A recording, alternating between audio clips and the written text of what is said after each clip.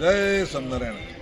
આજે આ લોજ ગામમાં લોજ ખરેખર નામ છે, પણ આપણે મિતાક્ષરે લોજ ગામની અંદર આપણો આ સંઘ પરિવાર સંઘ મહારાજની કેવળ કૃપાથી આ પધાર્યો છે અને લોજના દર્શન કરી આપણે ખૂબ આનંદિત થયા છીએ, ગદગદિત થયા છીએ અને પાવન થયા છે. વધારે મૂર્તિની સુખની અંદર મજા મળી છે.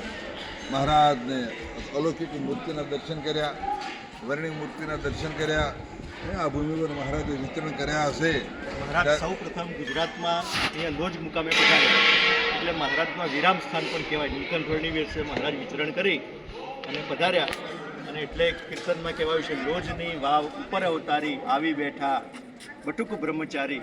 અને મહારાજે અહીંયા એક પ્રસાદીનો ગોખલો પણ છે, આ બાજુ લોજની વાવ પણ છે, એમ મહારાજના વિવિધ પ્રસાદીના સ્થાનો છે. જય આ લોજ એટલું બધું દિવ્ય ગામ છે, તો આ સેવકને તો રાજી કરવાની યુક્તિ છે. એટલે આ રમણીય દિવ્ય ગામ છે લોજ, હરી ઉચ્ચ ઉભરાયા હેતના હોજ, જીવ માયા ઈશ્વર પરમ પર બ્રહ્મ, ઉત્તર માગતા સંતો સમક્ષ આવી સાચા સંતો પધાર્યા.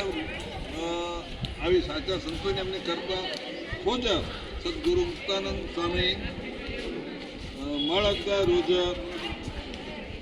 ઉત્તર મેળવ્યો પામ્યા આનંદ, જય જય સદગુરુ દેવ રામાનંદ. સાચા સંતોની વિધિ ઉત્તમ બોધ, વળી તેને કરતા સ્વયં શોધ.